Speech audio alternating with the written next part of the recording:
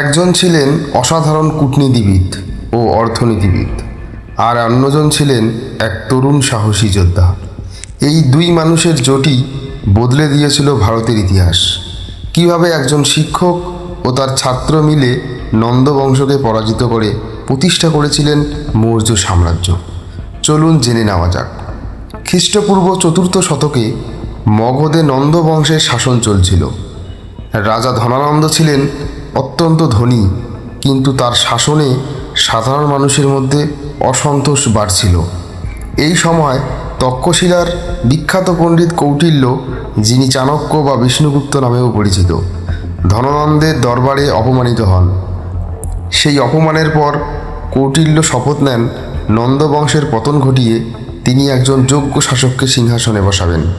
ঠিক সেই সময় কৌটিল্যের সঙ্গে পরিচয় হয় এক মেধাবী ও সাহসী তরুণের, যার নাম চন্দ্রগুপ্ত মৌর্য। কৌটিল্য তার মধ্যে একজন মহান সম্রাটের সম্ভাবনা দেখতে পান। তিনি চন্দ্রগুপ্তকে যুদ্ধবিদ্যা, রাষ্ট্রনীতি, কূটনীতি, গুপ্তচর ব্যবস্থা এবং প্রশাসনের শিক্ষা দেন।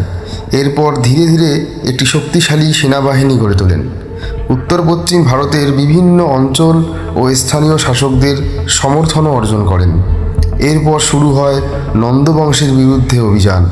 প্রথম দিকে কিছু ব্যর্থতা এলেও কৌটিল্য কৌশল বদলান। তিনি সরাসরি রাজধানীতে আক্রমণ না করে একে একে সীমান্ত অঞ্চলগুলো দখল করতে থাকেন। এতে নন্দ সাম্রাজ্য দুর্বল হয়ে পড়ে। অবশেষে খ্রিস্টপূর্ব প্রায় 322 সালে চন্দ্রগুপ্ত মৌর্য ধনানন্দকে পরাজিত করে মৌর্য সাম্রাজ্য প্রতিষ্ঠা করেন। কৌটিল্য হন তার প্রধান উপদেষ্টা ও প্রধানমন্ত্রী।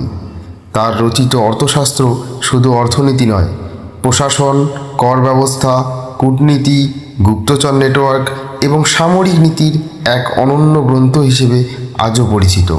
চন্দ্রগুপ্তের সাহস এবং কৌটিল্যের অসাধারণ কৌশল একত্রে গড়ে তুলেছিল ভারতের প্রথম বৃহৎ ও সুসংগঠিত সাম্রাজ্য। পরবর্তীকালে এই সাম্রাজ্যকে আরও বিস্তৃত করেন সম্রাট বিন্দুসার এবং সম্রাট অশোক। তাই ইতিহাসে কৌটিল্য ও চন্দ্রগুপ্তের জুটি শুধু একজন শিক্ষক ও ছাত্রের গল্প নয়, এটি দূরদর্শী নেতৃত্ব, কৌশল এবং জাতি গঠনের এক অনন্য উদাহরণ। এমন আরও ইতিহাসভিত্তিক ভিডিও পেতে চ্যানেলটি সাবস্ক্রাইব করুন।